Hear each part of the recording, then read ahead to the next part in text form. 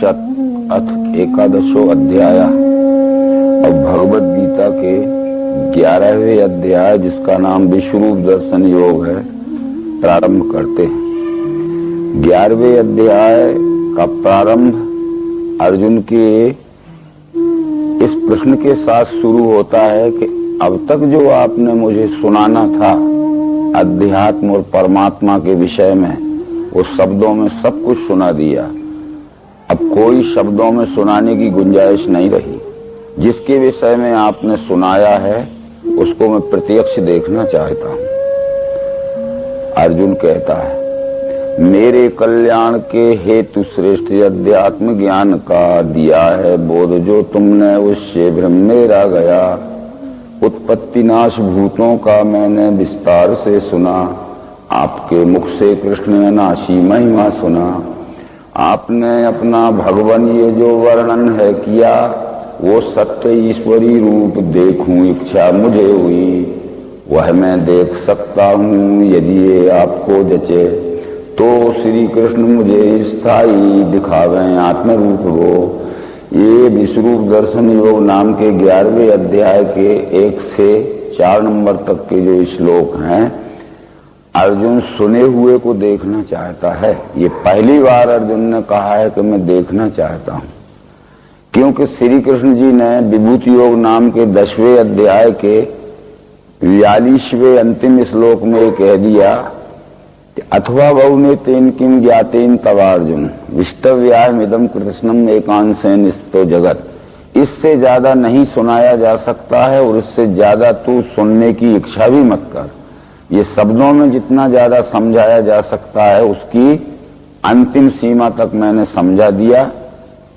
अब आगे सुनने की इच्छा मत कर। तब तो अर्जुन के मन में विचार आया कि मन से यदि तक शक्यम मया दृष्टमिते प्रभु योगेश्वर ततो में त्वं दर्शयात्मा नम्बयम।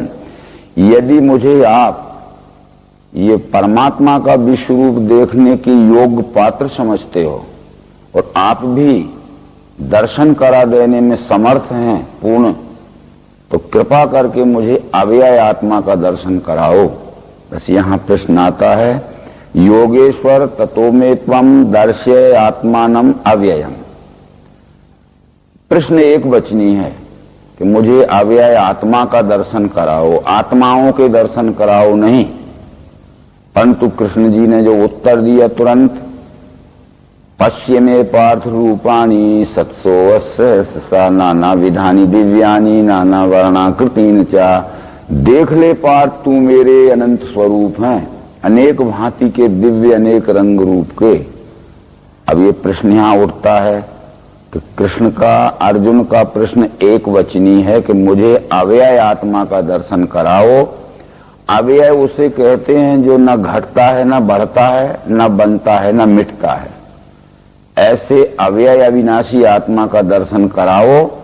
तो कृष्ण जी ने इस विश्व की ओर अंगुली निर्देश करके कहा, ये विश्व ही अव्यय अविनाशी आत्मा है। चारों ओर नजर फैला के देख ले, अनेक रंगों में, अनेक बनावटों में, सैकड़ों और हजारों रूपों में ये फैला हुआ है। परंतु एकस्थम जगत कृष्णम पश्चाद् सचराचरम मम देहे गुडाकेश यच्चान्यद् द्रष्टुमिच्छसि। एक ही देह में मेरे स्थित है पार्थ देख तू, चराचर विश्व सारा और भी जो चाहे वही। इस विश्व के एक ही विराट देह में जड़ चेतन के सहित यह आदि अंत मध्य रहत विस्तार फैला हुआ है। ये तू नजर फैला के देख ले।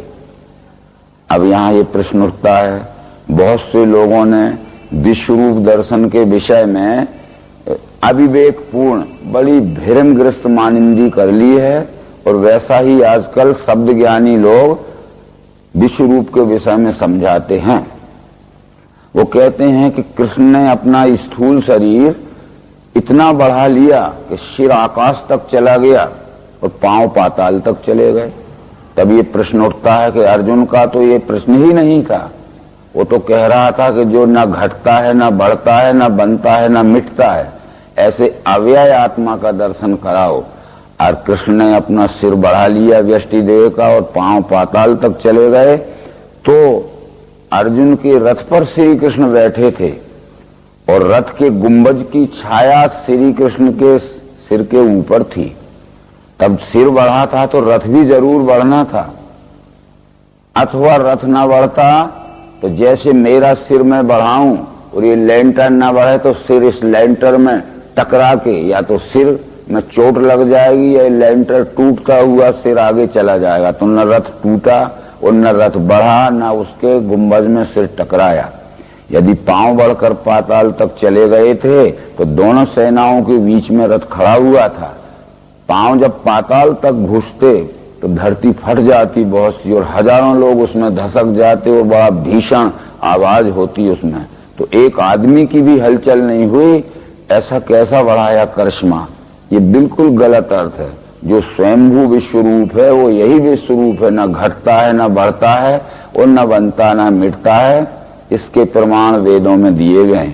एतद विश्वमिदं सर्वम जगदे तच्च चराचरम परब्रह्म स्वरूपस्य।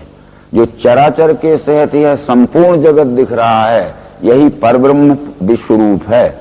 परंतु ओमित्येकाक्षरम ब्रह्म विश्वरूप विलक्षणम साकारम च निराकारम अद्वितीय परात्परम। ओम नाम से इस विश्वरूप परमात्मा को ही कहा गया है। और ये साकार निराकार में जड़ चेतन में जो कुछ भी दृश्य दिख रहा है यह सब विश्वरूप ही है। वेदों में अनेक मंत्र ऐसे आए हैं, वो बतलाने के बाद फिर यहाँ प्रयोग शुरू करेंगे। ऋग्वेद में ये कहा गया है कि संयुक्त में तक्षरक्षरम चा व्यक्ता व्यक्तम भरते विश्व ईशा। जो क्षर यानी सगुण, अक्षर यानी निर्गुण का समुच्चय यानी मिला हुआ अखंड एक रूप है।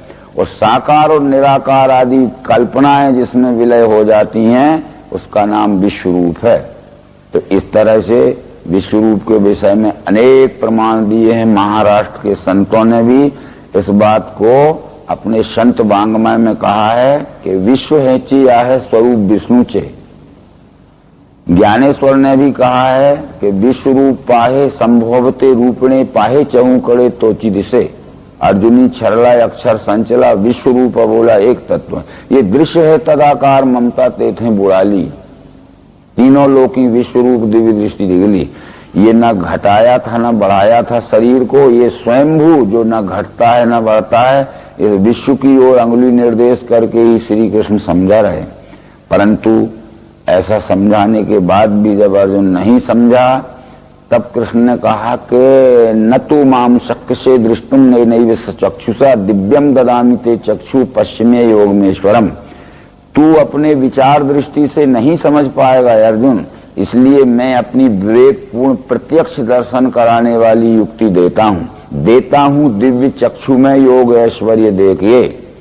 अब यहाँ पहली बार शब्द आया। अभी तक तो कृष्ण जी कहता हूं सुनाता हूं कह रहे थे, पर अब कह रहे हैं कि मैं जो कहता था या जो सुना रहा था उसको प्रत्यक्ष दिखा देता हूं। ऐसा कह के कृष्ण जी ने जो कुछ दिखाया अर्जुन को वो दिखाया कि ये पिंड स्वरूप अधिष्ठान की ओर देखो। जिस विश्व रूप परमात्मा का अंश या मानव शरीर में जन्म धारण किया हुआ जीव है, ये जीव के पास परमात्मा विराट स्वरूप के जो 8 अंग हैं, 5 तत्व और 3 गुण, भगवत गीता के 7वें अध्याय में कह चुके थे कृष्ण जी। भूमि रापो नलो वायु खम्मनो बुद्धि रेवचा अहंकारिति यम्मे भिन्ना प्रकृति रष्टधा। पृथ्वी जल अग्नि वायु आकाश सत्वगुण रजोगुण तमोगुण, ये 8 अंग का समुच्चय। 8 अंग जहां अखंड एक रूपता में जुड़े रहते हैं वो परमात्मा का 8 अंगों वाला साकार या सगुण स्वरूप है।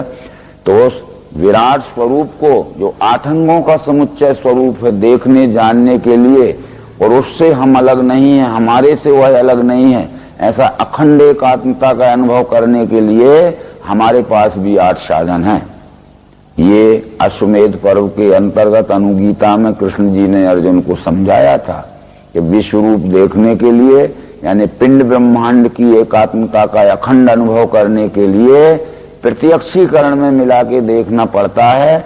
जिन साधनों से देखना पड़ता है वो इंद्रियाणी नरे पंच षष्टम तु मनुच्यते सप्तमी बुद्धि रित्याहु क्षेत्रज्ञ पुनि अष्टमा। 5 ज्ञान इंद्रियां हैं जिनके नाम है कान, आंख, त्वचा, जीभ, नासिका। षष्टम तु मनुच्चिते, छठवां संकल्प विकल्पात्मक वृत्ति मन है। सप्तमी बुद्धि रित्याहु, सातवां साधन निश्चयात्मिका वृत्ति बुद्धि है। और क्षेत्रज्ञ पुनि अष्टमा और आठवां स्वयं जीव आत्मा या ज्ञान है। बस इस शरीर रूपी स्थान में ये 8 साधनों के साथ ये जीव आत्मा बैठा है। वो विराट के 8 अंग ही इस मानव शरीर में अंश रूप से 8 साधन बने हैं। अतः यह साधक स्वरूप जीव अपने 5 ज्ञानेंद्रिय, 6वें वंश, 7वीं बुद्धि और स्वयं 8वां जीव आत्मा प्रत्यक्ष दर्शन के साधन पथ पर चलकर अपने साध्य स्वरूप में एकात्मता का अनुभव कर ले। इसके लिए प्रत्यक्ष प्रयोग दिखाना पड़ेगा। तो विश्व में का कोई भी छोटा सा अंश स्वरूप पदार्थ अपने सामने रखना पड़ेगा, कोई भी चीज, क्योंकि योग करने के लिए प्रयोग करना बहुत जरूरी है और प्रयोग करने के लिए पदार्थ सामने होना बहुत जरूरी है। किसी प्रयोगशाला में हम जावें और वहां कोई पदार्थ ही ना हो तो डिमॉन्स्ट्रेटर डिमॉन्स्ट्रेशन करके किस बात के ऊपर समझाएगा। इसलिए ये विश्व रूप दर्शन की प्रयोगशाला में हम बैठे हैं और विश्व में का ही एक छोटा सा पिंड स्वरूप अधिष्ठान हमने यहाँ पदार्थ के रूप में पिंड ब्रह्मांड की, जड़ चेतन की, अंश अंशी की एकात्मता के लिए प्रत्यक्ष मिलान करने के लिए रखा है। इस प्रत्यक्ष मिलान करने की युक्ति का नाम ही सप्रयोग प्रत्यक्षीकरण की योग युक्ति है। अब सबसे पहले हम अपने 5 ज्ञानेंद्रियों से देखें, क्रमशः एक एक ज्ञानेंद्रिय से हम देखते हैं। परमात्मा के विराट स्वरूप के 8 अंगों में का पहला अंग अग्नि तत्व है। अग्नि तत्व की अंश रूप क्रियाशील ज्ञानेंद्रिय हमारे शरीर में नेत्र है। जब हमने नेत्र से देखा तो ये दिखता है, ये केंद्र बिंदु अधिष्ठान, ये प्रैक्टिकल सेंटर, यहाँ से देखना शुरू किया तो जहां तक हम अपनी आंख घुमा के देखते गए दिखता ही है। बस आंख का काम केवल देखना है, पर आंख प्रकाश में देखती है और जो कुछ भी दिखता है वो प्रकाश में ही दिखता है। यदि प्रकाश बंद हो जाए तो हमारी आंख खुली भी रहती है, कुछ नहीं दिखता है। और यदि प्रकाश कितना ही फैला रहे पर जिसकी आंख में प्रकाश न होगा उसको भी नहीं दिखेगा।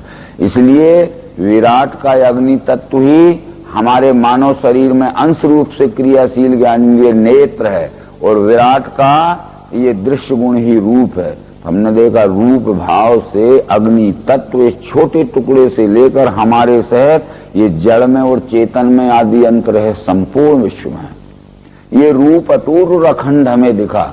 जड़ में भी रूप है, चेतन में भी रूप है। इसमें मत पंथ संप्रदाय जाति पाति आदि को कोई गुंजाइश नहीं है। इस रूप के अंतर्गत हिंदू, मुसलमान, ईसाई, गरीब, अमीर सब नदी पहाड़ आ चुके, सूर्य चांद, रूप से अलग कोई नहीं है। रूप अटूट और अखंड हमने देखा, परंतु ये प्रश्न उठता है कि हम कहते अखंड रूप देखा, ये अलग है, ये अलग है, अलग अलग चीजें दिखती हैं, नानात्व और भिन्नत्व दिखता है।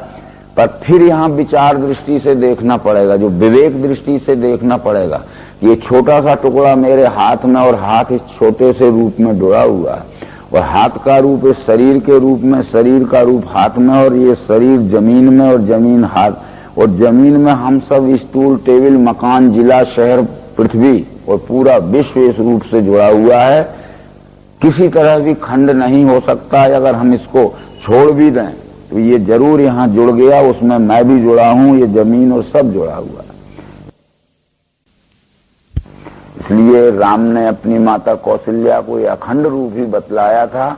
दिखराया निज मातु ही अद्भुत रूप अखंड, रोम रोम प्रति लागे कोटि कोटि ब्रह्मांड। अनंत कोटि ब्रह्मांड इस रूप से जुड़े हुए हैं और ये रूप सबसे जुड़ा हुआ है, हम भी उसमें सब जुड़े हुए हैं।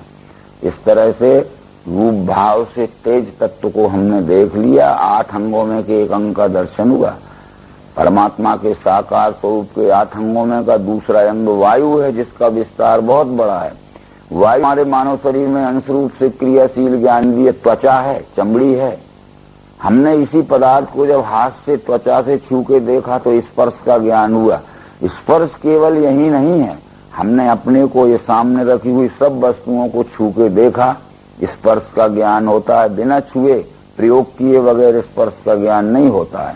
ठंडा, गरम, मुलायम, कड़ा, खुरदरा, चिकना आदि जो है वो छूकर ही देखा जाता है। परंतु हमारे त्वचा में, चमड़ी में ब्रह्मांड के वायु तत्व की क्रियाशील स्पर्शन शक्ति है, तब हम त्वचा से छूकर वायु के गुण स्पर्श का अनुभव कर सकते हैं। यदि पैरालाइसिस आदि रोग हो जाए या त्वचा में कोई बीमारी हो जाए तो इसकी स्पर्शन शक्ति क्षीण हो जाती है, तो त्वचा से छूने पर भी स्पर्श का ज्ञान नहीं होता है। इसलिए वायु ही त्वचा में स्पर्शन शक्ति के रूप में है, तब त्वचा से छूकर ही वायु के गुण स्पर्श का ज्ञान होता है।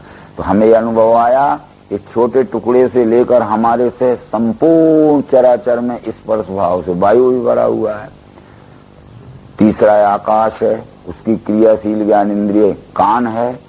कान का आकाश का गुण शब्द है। हमने इस पदार्थ को प्रयोग करके देखा तो शब्द आता है। केवल शब्द यही नहीं है, ये तो यहाँ से हम प्रयोग प्रारंभ करते और हर एक चीज में देखते जा रहे हैं कि सब जगह शब्द है। जड़ में भी शब्द है, चेतन में भी शब्द है। शब्द भाव से आकाश भी सब में भरा हुआ है, वो कान से अनुभव हो गया। परमात्मा के साकार स्वरूप के 8 अंगों में का चौथा अंग जल तत्व है। जल की क्रियाशील ज्ञानेंद्रिय हमारे शरीर में अंश रूप से जिव्या है और जल का गुण रस है। जीव से जब हमने इस पदार्थ को चख के देखा तो इसमें स्वाद या रस का अनुभव आया। केवल इसी में नहीं, हमने अपने हाथ को जीव से चख के देखा। मट्टी के टुकड़े को, लकड़ी के टुकड़े को, कागज को, रेगजीन को, धातु को, किसी भी चीज को जीव में प्रयोग करके चखेंगे तो अवश्य स्वाद का अनुभव आता है। इस तरह एक छोटे से टुकड़े से लेकर हमारे से संपूर्ण विश्व में रस भाव से जल भरा हुआ है। यदि जीव में जो जल तत्व की अंश रूप क्रियाशील रसनम शक्ति है, गीलापन है, द्रवता है, ये शुष्क हो जाएगी तो जीव से चखने पर भी जल के गुण रस का स्वाद नहीं आएगा। 5वां पृथ्वी है। पृथ्वी हमारे मानव शरीर में अंश रूप से क्रियाशील ज्ञानेंद्रिय नासिका है और पृथ्वी का गुण गंध है। हमने इस पदार्थ को नाक से सूंघ के देखा तो उसमें वास या गंध है। हमने अपने को सूंघ के देखा, लकड़ी के टुकड़े को, मट्टी के टुकड़े को, सामने रखी हुई सब वस्तुओं को, और जहां तक हमने आंख से रूप देखा है वहां तक नाक से भी सूंघ के देखते जाएं, गंध ही मिलेगी। अतः गंध भाव से पृथ्वी तत्व भी अटूट और अखंड है। यह 5 तत्वों की बनी हुई 5 ज्ञानेंद्रियों से हमने जब प्रयोग में प्रत्यक्ष मिलान करके देखा तो 5 तत्व ही हमें सब जगह दिखे। परंतु अब प्रश्न होता है कि छोटा टुकड़ा 5 मिलकर 1 है, 1 में ही 5 है। किसी से पूछा जाए कि 1 है कि 5 है, बहुत से लोग कहेंगे 1 है। तो उनसे कहा जा सकता है कि देखो इसमें 5 सूक्ष्म रूप से हैं, प्रयोग में देखेंगे तो शब्द 1 है, छुआ स्पर्श 2, दिखता है रूप 3, सूंघोगे गंध 4, जीभ से चखोगे तो स्वाद या रस 5, और कहोगे 5 हैं तो फिर कहा जाएगा कि यदि 5 हैं तो 5 को अलग अलग निकाल के 5 प्लेटों में रख दीजिए, तो ये 5 अलग अलग नहीं होता। यानी ये 5 तत्व की अखंड एकात्मता इस छोटे से टुकड़े में भी है और 5 तत्व की अखंड एकात्मता आदि अंत मध्य रह चराचर विश्व में भी है। इस तरह से 5 तत्वों की अखंडता का अनुभव प्रत्यक्ष प्रयोग में देखने पर 5 ज्ञानेंद्रियों के द्वारा हमें आ चुका। बस 5 ज्ञानेंद्रियां, इससे ज्यादा कुछ नहीं बतला सकती, उनका कार्य समाप्त हुआ। 6वां साधन हमारे सबके पास मन है, जो 5 ज्ञानेंद्रियों से अलग नहीं है। 5 ज्ञानेंद्रियों के अंदर ही सूक्ष्म रूप से मन व्यापा हुआ है। तो 5 तत्वों से सतरजतम 3 गुण अलग नहीं है, 5 तत्वों के अंदर ही सूक्ष्म रूप से 3 गुण व्याप्त हैं। अंदर कहने का मतलब ये था, अगर किसी से पूछा जाए कि 5 ज्ञानेंद्रियां कहाँ हैं, तो हर एक आदमी ये पकड़ के बता सकता है कि कान ये है, नाक ये है, आंख ये है, जीभ ये है, चमड़ी ये है। पर पूछा कि मन कहाँ है तो नहीं बतलाया जा सकता, क्योंकि मन अंदर है। इसलिए अंदर वाला मन 5 तत्वों के अंदर जो 17 3 गुण है उन्हें प्रयोग में प्रत्यक्ष देख के जानता है, बिना प्रयोग में प्रत्यक्ष देखे नहीं जान सकता। इसी टुकड़े पे फिर हमने प्रयोग मन के द्वारा किया। हमने पहला प्रयोग किया कि इसको पीस कर घी के साथ मिलाकर एक प्लेट में रख लिया, गुण का पता नहीं चलेगा। पर जब हमने खाया, यानी अंदर मन के पास पहुंचाया, खाया तो स्वाद में तो बहुत अच्छा लगा जीव को, परंतु जब अंदर गया तो मन को इसका परिणाम, नतीजा या फल भी बहुत अच्छा हुआ। सुख, शांति, तुष्टि, पुष्टि हुई, प्रसन्नता बहुत अच्छा लगा। यानी स्वाद में बहुत अच्छा लगा, परंतु परिणाम में भी सुख शांति देने वाला पुष्टिवर्धक गुण हुआ, बहुत अच्छा लगा। उपयोग से लेकर परिणाम तक, शुरू से लेकर आखिर तक जिस वस्तु का संग करने से हमारे मन को अच्छा ही अच्छा अनुभव आता है, उसको शास्त्रीय भाषा में तत्वदर्शी ऋषियों ने सत्वगुण कहा। भगवत गीता के 14वें अध्याय में लिखा है, सत्वम सुखे संजयति। जिस वस्तु का संग करने से मन को सुख होता है, ये सुख देने वाला गुण सत्व गुण है, इस तरह पहचाना जा सकता है। इसी वस्तु को हमने पानी के साथ घोलकर शरबत बना के पात्र में रख लिया, गुण का पता नहीं चलेगा। प्यास लगने पर जब हम शरबत पीते हैं, 1-2 गिलास पीने पर प्यास नहीं मिटती है तो 3-4 गिलास भी पी लेते हैं। शरबत पीते समय तो अच्छा ही लगता है, परंतु जब अंदर गया मन के पास तो उसका परिणाम मन के ऊपर कुछ बुरा पड़ता है। सर्दी, जुकाम, खांसी, खोखरा, गले में दर्द, उपयोग में अच्छा और नतीजा यानी परिणाम में बुरा। पहले कुछ अच्छा, बाद में कुछ बुरा, अच्छा बुरा मिलवा अनुभव जब हमारे मन को आता है, वह वस्तु का रजोगुण है। परंतु ये निरा डल्ला हमने चबाया तो दांतों में टक्कर लगेगी, मांस मसूड़ों का छिल जाएगा, चबाने में कष्ट होगा। परंतु अंदर जाते ही चिकित्सा शास्त्र के सिद्धांत से निरे शक्कर का गुण ऊष्मा बढ़ाना है, तो चबाने में भी तकलीफ और अंदर पेट में गया तो मन के ऊपर पेट में डाह जलन हो गई, यूराइन वर्ण भी हो सकता है, खूनी अतिसार भी हो सकता है, गर्मी की प्रतिक्रिया पूरे शरीर पर फैलेगी तो सिर में चक्कर भी आ सकते हैं, हेडक भी हो सकता है। इसलिए चबाने से लेकर परिणाम तक हमारे मन के ऊपर बुरा ही बुरा असर आया। इसलिए मन के ऊपर जिस वस्तु का संग करने से बुरा परिणाम आता है, उसका नाम ही शास्त्रीय भाषा में तमोगुण है। सुखम तुष्टि प्रकाशस्य त्रियस्ते सात्विका गुणा। सुख देना, संतुष्टि देना और ज्ञान का प्रकाश देना, ये सत्व गुण के लक्षण है। दुखम रुष्टि अप्रकाशस्य त्रियस्ते तामसा गुणा। दुख देना, रुष्ट रहना और अज्ञान या प्रमाद बढ़ाना, ये तमोगुण के लक्षण है। इस तरह से इस वस्तु को खाने के बाद ही गुणों का पता चला।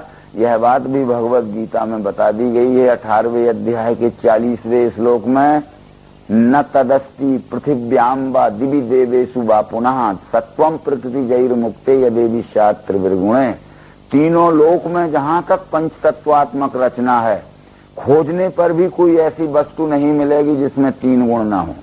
पर संग करेंगे तब मन ही 3 प्रकार का अनुभव लेगा। यानी मन पर वस्तु का व्यवहार या संग करने पर जो त्रिगुणात्मक अनुभूति आती है, उसमें अच्छेपन की अनुभूति सत्वगुण, बुरेपन की अनुभूति तमोगुण, अच्छी और बुरी मिलवा रजोगुण कहलाती है। ये सब जगह व्यवहार दिखेगा। इस प्रयोग या सूत्र के आधार पर हर चीज में हम समझ लेंगे। परंतु हमें ऐसा लगा कि इस छोटे से टुकड़े में 5 तत्व 5 ज्ञानेंद्रियों के द्वारा और सत रज तम 3 गुण अपने मन से संग करने पर प्रयोग में हमने देखे। 5 तत्व और 3 गुण की अखंड एकात्मता इस छोटे टुकड़े में, इस तरह 5 तत्व और 3 गुण की अखंड आत्मा एकात्मता इस संपूर्ण चराचर विश्व में है। पर ये प्रश्न आता है हमारे सामने कि जब सब 5 तत्व और 3 गुण की अखंड एकात्मता में जुड़ा हुआ है, पिंड से लेकर आदि अंत रहत विराट, तब शास्त्र ने ये उत्तर दिया कि सत रज तम 3 गुणों की प्रसुप्त अवस्था का, हलचल रहित अवस्था का नाम जड़ है, एवं सत रज तम 3 गुणों की क्रियाशील अवस्था का एवं हलचल युक्त अवस्था का नाम चेतन है। ये सत्वरज तम 3 गुण खाद्य पदार्थों में सूक्ष्म रूप से रहते हैं, जो हमें हिलते डुलते नहीं दिखते हैं। जब खाद्य पदार्थ हम भक्षण क्रिया द्वारा खा लेते हैं तो इनके सतरजतम 3 गुण हमारी नाड़ी में कब्बात पित्त धातु के रूप में स्पंदन करते हैं, हिलने डुलने लगते हैं, और इनकी अंतिम उत्क्रांति हमारे अंतःकरण में मन बुद्धि अहंकार के रूप में होती है। इसलिए प्रत्यक्ष प्रमाण अपने पास रहता है कि जैसा अन्न हम खाते हैं वैसा मन बुद्धि और चित्त के ऊपर असर पड़ता है। एक मादक वस्तु हम अभी खा लें जो तमोगुण प्रधान रहती है तो जरूर हमारे अंतर्गत प्रमाद और अहंकार बढ़ जाएगा।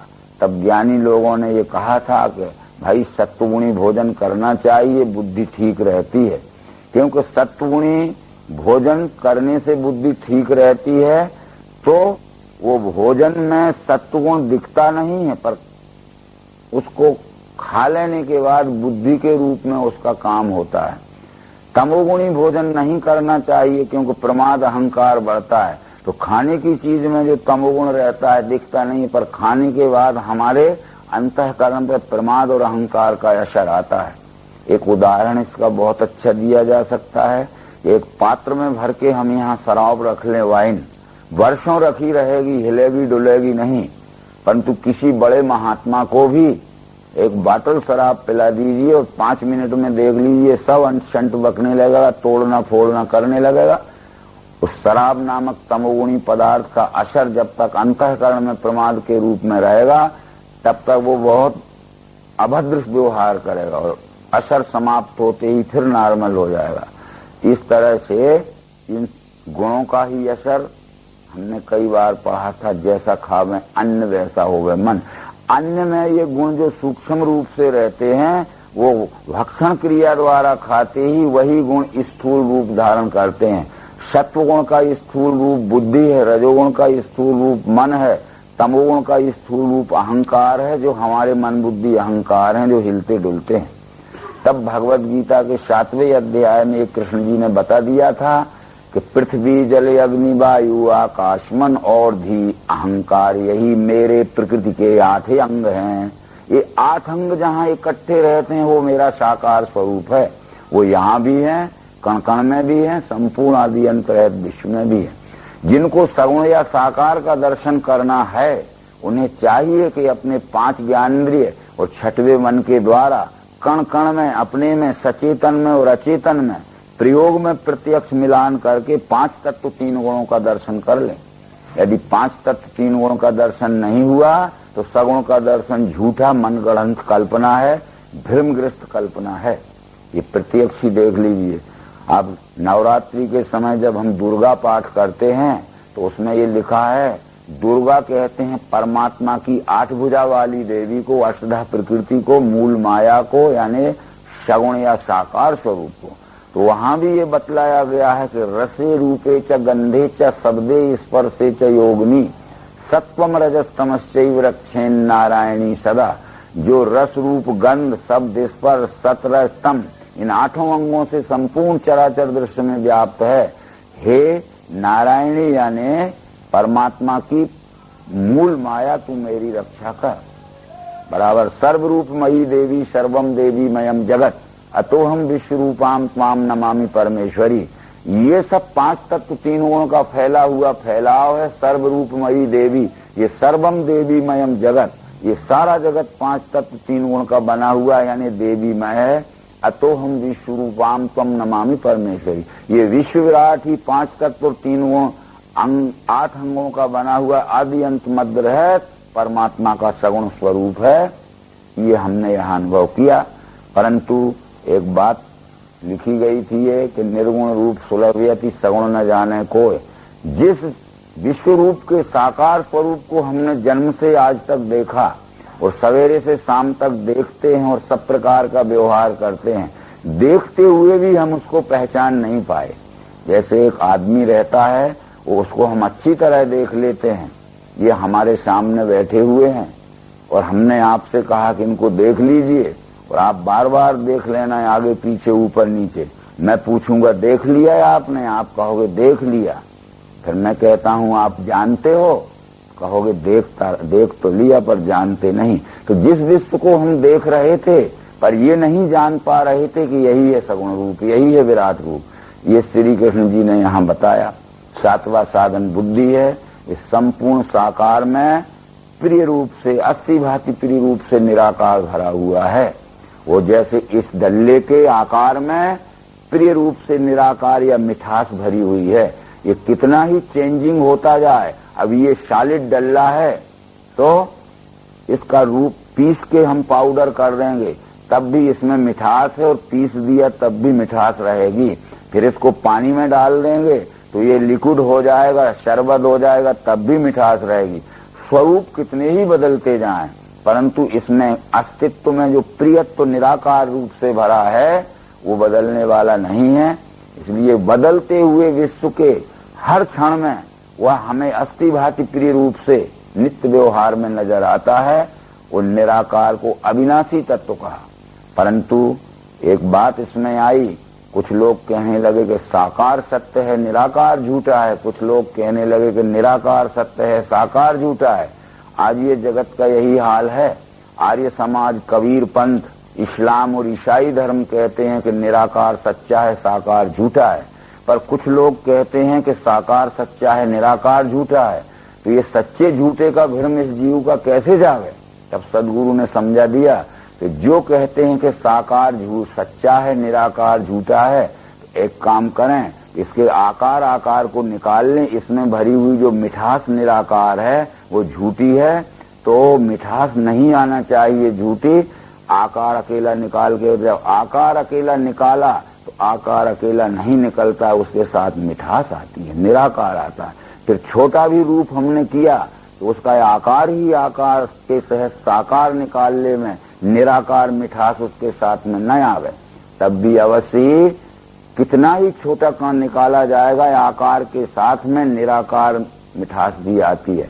परंतु जब ये हमने सोचा कि निराकार को साकार से अलग कर ले, तो इसकी मिठास निराकार को ही निकालना चाहा, तो इसके साथ आकार यानी साकार आता है, अलग होता ही नहीं है भरसक संभव प्रयत्न करने पर। तो परस्पर आश्रिता हेते परस्परम अनुवृता, परस्परेण वर्तन्ते धारयन्ति परस्परम, अन्योन्य मिथुना हेते अन्योन्य उपजीवना, क्षणम वियोगो न हे श्याम न त्यजन्ति परस्परम। साकार से निराकार और निराकार से साकार, जैसे इसके डल्ले से आकार से मिठास निराकार और मिठास निराकार से इसका आकार अलग हो ही नहीं सकता। कब तो ये वस्तु दो है ही नहीं, तो दो अलग कहाँ से हो जाए? केवल भ्रम की कल्पना से हमने दो माना था। तब सदगुरु ने कहा कि इसका नाम बता देते हैं, ये खड़ी साकर है। जब इसका नाम लिया हमने मिश्री, तो पूछा है आपसे कि आकार काय का दिख रहा है? मिश्री का। मिठास काय की है? मिश्री की। और नाम क्या है? मिश्री। यो लोक त्रेमा विश्व विभर्त ईश्वरा अनंतस्यात्मा विश्व रूपो यह करता त्र्यम यदा बिंदते ब्रह्म में तक। बस तीनों कल्पना में वो आकार भी मिश्री है, मिठास भी मिश्री है, नाम भी मिश्री है। तब बहुत पहले हमारे विद्वानों ने ये कहा था, हमें क्या कहा था? राम नाम लड्डू, गोपाल नाम खीर, और हरि नाम मिश्री तो घोर घोर पी। राम नाम लड्डू, लड्डू इसलिए कहा था कि जब आटा अलग रहता है, शक्कर अलग रहती, तो दो नाम रहते हैं। जब आटा को शक्कर में मिला के गोल कर दिया तो क्या नाम होता है? लड्डू। लड्डू आटा को कहते हो कि शक्कर को कहते हो? अरे आटा और शक्कर दोनों इकट्ठे मिल गए लड्डू। लड्डू कहते ही आटा भी उसी में है, शक्कर भी उसी में। गोपाल नाम खीर, जब चावल अलग रहता है, दूध अलग रहता है, तो दो नाम रहते हैं। जब चावल को दूध में डाल के पका देते तो खीर नाम हो जाता है। खीर चावल को कहते हैं कि दूध को, यानी खीर कहते ही चावल भी उसी में है, दूध भी उसी में है। तो हरि नाम मिश्री तो घोर घोर पी। अब वो परमात्मा का नाम मिश्री है कि क्योंकि मिश्री इसलिए कहा कि वह सब में मिश्रित है और सब उसमें मिश्रित है, यानी वह सब में है, सब उसमें है। तब फिर वो इस तरह से अनुभव इसमें करके देख लीजिए, ये सब हमें विश्वरूप दर्शन दिखेगा। इसका मनन करने से आदि शंकराचार्य ने ये कहा कि सुरतौ शतगुणम विद्यात मननम मननादभि निदिध्यासम लक्ष्य गुणम अनंतम निर्विकल्पम। सुने हुए और समझे हुए ज्ञान को 100 बार मनन करना पड़ेगा, तब निश्चय पक्का होगा। केवल एक क्षण में ही पक्का नहीं होता है, अभ्यास से तू पुनः पुनः। ये अर्जुन ने देखा। इसके बाद अर्जुन के मुंह से पहले बार ये शब्द निकला, अनेक बाहूदर भक्त नेत्रम पश्यामि त्वाम सर्वतोऽनंत रूपम न अंतम न मध्यम न पुनस्तवादम पश्यामि विश्वेश्वर विश्वरूप। अनेक बाहु मुख पेट आंखें सर्वत्र देखा तुमको अनंत, दिखे नहीं अंत न मध्य आदि, हे देव विश्वेश्वर विश्वरूप। अब भगवद गीता में जो मंत्र आते हैं, दंडोत प्रभु तुमको सर्वरूपी, सर्वत्र आगे और पीठ से भी, आगे भी तुम्हें नमस्कार, पीछे भी नमस्कार, अरे कृष्ण तो अर्जुन के रथ पे आगे बैठे थे तो आगे ही नमस्कार करना था, पीछे नमस्कार किसको कर रहा? आगे है वह भी विश्व रूप है, स्वयंभू, और पीछे है वह भी विश्व रूप है। क्योंकि वेदों ने इस बात को प्रमाणित किया, ओम ब्रह्मई वेदम मृतम पुरस्तात् ब्रह्म पश्चात ब्रह्म दक्षिणताश्चोत्तरेण अधः च ऊर्ध्वं पृष्ठं ब्रह्म वेदम विश्वमिदं वरिष्ठम। पुरस्तात् ब्रह्म, आगे भी ब्रह्म, पश्चात ब्रह्म, पीछे भी ब्रह्म, दक्षिणताश्चोत, दाहिनी बाईं और भी वही फैला हुआ, अधः नीचे च ऊर्ध्वं ऊपर भी, पृष्ठम व्याप कर सब ओर फैला हुआ है, ब्रह्म एव इदम विश्वम। तो चाहे आगे नमस्कार करो, चाहे पीछे करो, चाहे दाहिनी बाईं ओर करो, चाहे ऊपर करो नीचे करो, सब मिलके विश्व रूप ही है, दसों दिशाओं में जो फैला हुआ है। इस तरह से आगे अर्जुन ने जो प्रार्थना की अनेक प्रकार की, परंतु ये देता हूं दिव्य चक्षु में योग ऐश्वर्य देखे, भगवत गीता में ये बात छूट गई। जैसे मैं आपसे कहता हूं कि मैं पेन आपको देता हूं, तो देने के साथ में वो आपको देना पड़ेगा। तो कृष्ण ने कहा देता हूं दिव्य चक्षु में, तो क्या दिया और कैसे दिया ये यहाँ भगवत गीता में रह गया। पर देता हूं कहते समय कुछ दिया जरूर, यानी वो प्रत्यक्ष दर्शन युक्त बोध दिया। मैं कहूंगा देखो ये पेन है, तो पहले पेन सामने करूंगा तब कहूंगा देखो ये पेन, और मैं कहूंगा देखो ये पेन है, तो क्या क्या देखोगे आप? इसलिए यह प्रयोग छूट गया। इसलिए मानव जगत गीता का अध्ययन करने के बाद भी विश्व रूप के विषय में भ्रमित हो गया। आगे ये प्रार्थनाएं शब्द हम विश्व रूप की देखेंगे। हे देव के देव मुझे तुम्हारे सुदेह में सर्वहि देव प्राणी, प्रजेश ब्रह्मा कमलासनस्थ सारे ऋषि सर्प सुदीखते। अब देख लीजिए यहाँ बैठे बैठे आप जितनी भी पांच तत्व, तीन गुण सगुण और उससे अलग नहीं उसमें व्यापा हुआ निर्गुण, और सगुण निर्गुण मिलके सब विश्व रूप परमात्मा है, उसमें क्या नहीं हो रहा है। अनेक युद्ध हो रहे होंगे इस समय दुनिया में, अनेक एक्सीडेंट हो रहे होंगे इस समय दुनिया में, अनेक हिंसक जीव एक दूसरे को खा रहे होंगे, बाघ बकरी को पकड़े होगा, कहीं सर्प मेढक को पकड़े होगा, क्या नहीं होगा, सब कुछ हो रहा है, सब समय सब कुछ हो रहा है।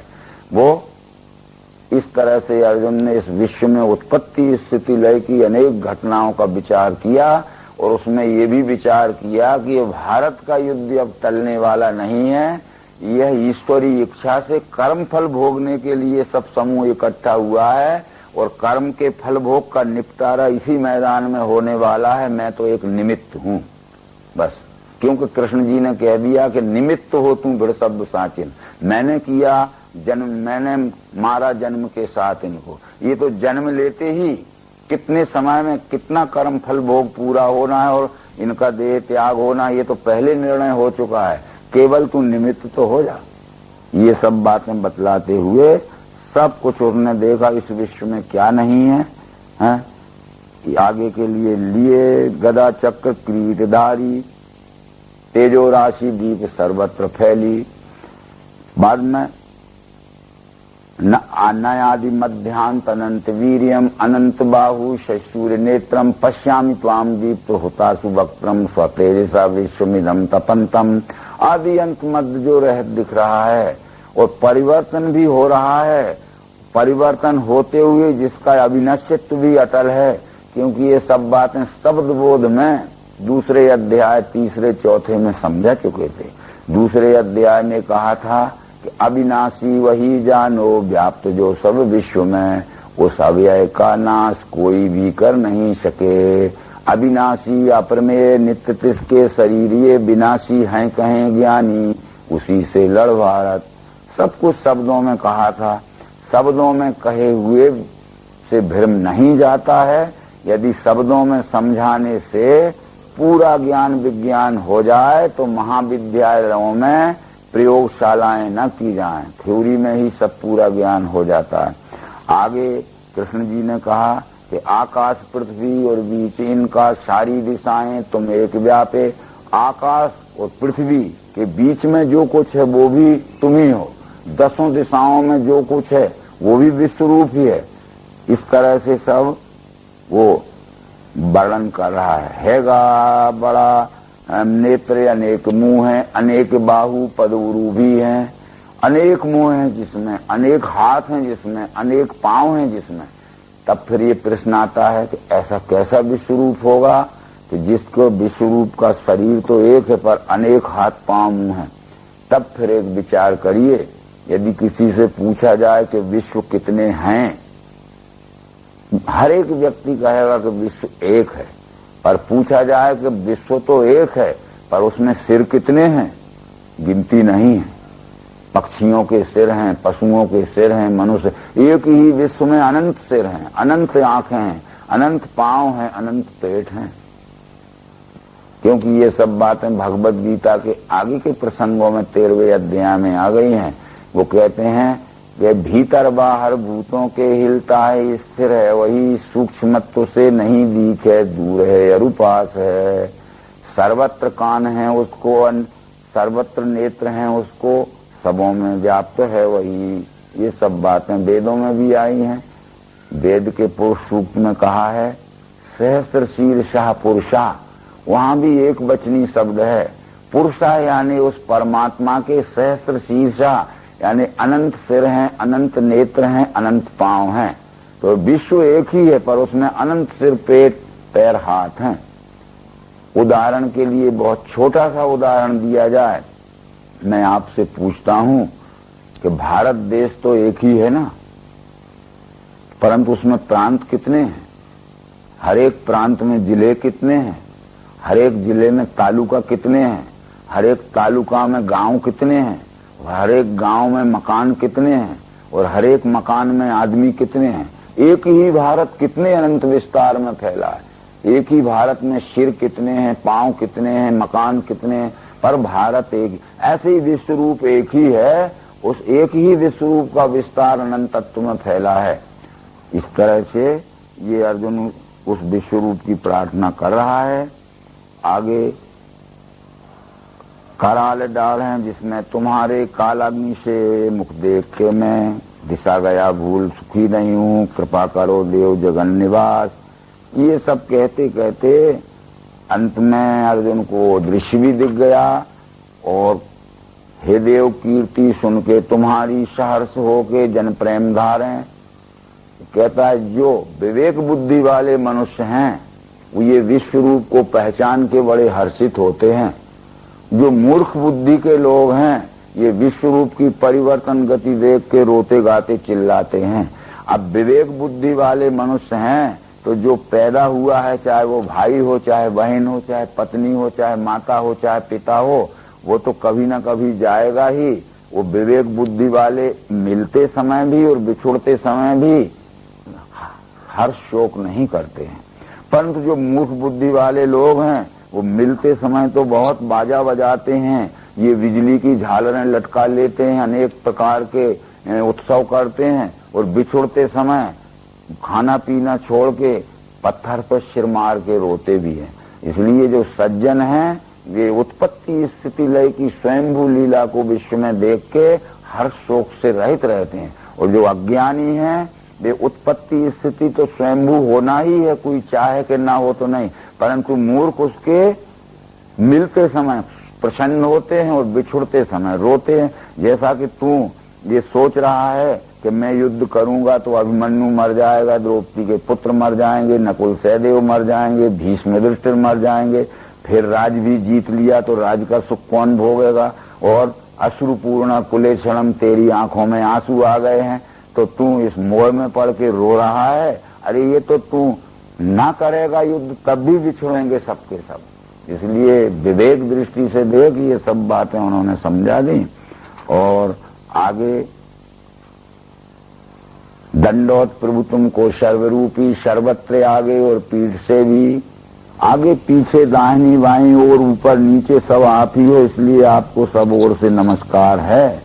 परंतु अब अर्जुन ये कहता है कि जब तक आपने ये विश्व ही परमात्मा का है, आपका स्वयं स्वरूप है, ये सप्रयोग प्रत्यक्ष नहीं दिखाया था तो मुझे ज्ञान नहीं था, इसलिए न जान के ये महिमा तुम्हारी, हे कृष्ण हे यादव हे सखा, हे प्रमाद का भाषण मित्रता से मैंने किया मित्र सखा समझ के। मैंने आपके साथ अनेक प्रकार के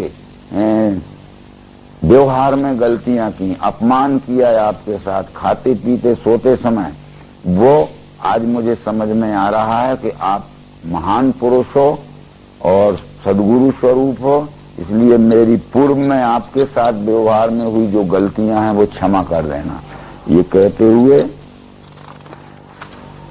आगे ये पाठ से बोल के कृष्ण जी ने दोबारा भी बता दिया कि घबराना नहीं अर्जुन, विश्व रूप दर्शन के विषय में ये विश्व ही परमात्मा है, इसके सिवाय दूसरा विचार कभी मत करना।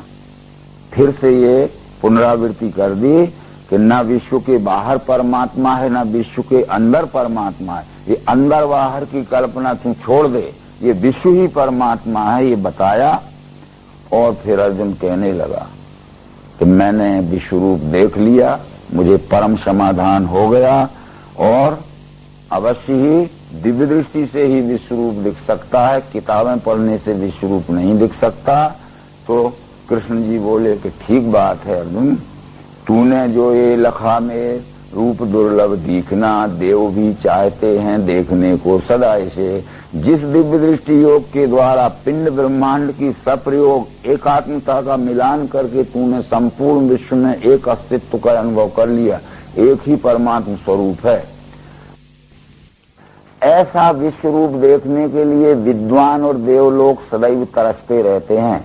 चाहे कोई विद्वान हो, चाहे कोई देवी संपत्तिवान हो, चाहे कितना ही पढ़ा लिखा हो, जब तक दिव्य चक्षु न मिलेंगे तब तक उसे परमात्मा दर्शन नहीं हो सकता।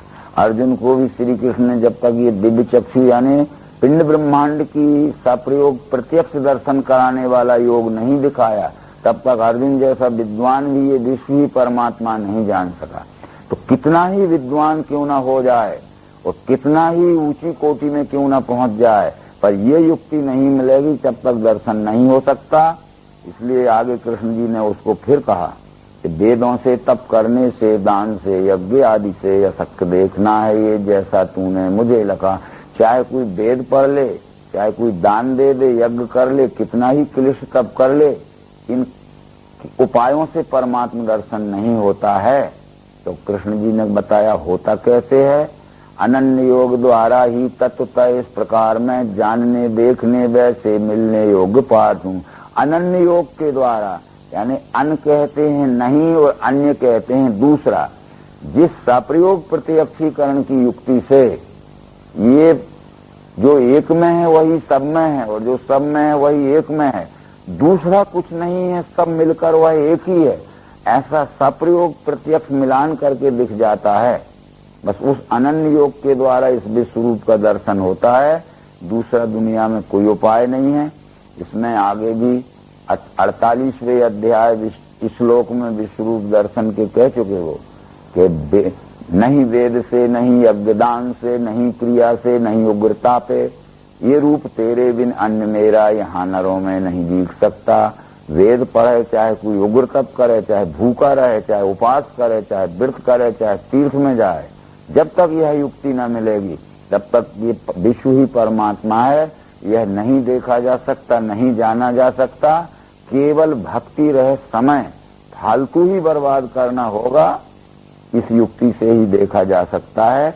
इस युक्ति से देखने के जानने के बाद कृष्ण जी ने कह दिया कि यदि देख लिया जान लिया तो एक ही काम शेष रहता है अर्जुन, अपने स्वकर्म द्वारा छल कपट छोड़कर सच्चाई के साथ इस विश्व रूप की सेवा करने का नाम ही अनन्य भक्ति है। स्वकर्मी मुझ में निष्ठा, भक्त मेरा यह संग जो, निर्वैर सब भूतों से वो पाठ मुझ में मिले। अपने स्वकर्म द्वारा विश्व रूप में निष्ठा रख के और अपने निष्काम भाव से इस विश्व रूप की यथोचित जो सेवा करता है वो मेरे स्वरूप में मिल जाता है, वो मेरा ही स्वरूप है। इसलिए पहले तो उसको देखें और फिर उसके साथ में सेवा में व्यवहार करें। उसके देखने की युक्ति का नाम ही विज्ञान दृष्टि, विवेक दृष्टि, अध्यात्म दृष्टि या दिव्य दृष्टि है। और देखने के बाद उसके साथ में सेवा में, निष्काम सेवा में व्यवहार करे का नाम ही अनन्य भक्ति है। बस प्रश्न यही था कि जानो और करो। जानो तो क्या, ये विश्व ही परमात्मा, ये जानो। करो तो क्या, ईमानदारी से अपने स्वकर्म द्वारा सेवा करो, ये अनन्य भक्ति है। ऐसा बतलाते हुए ये विश्व रूप दर्शन योग नाम का 11वां अध्याय संपूर्ण हुआ। ओम शांति नर्मदे हर।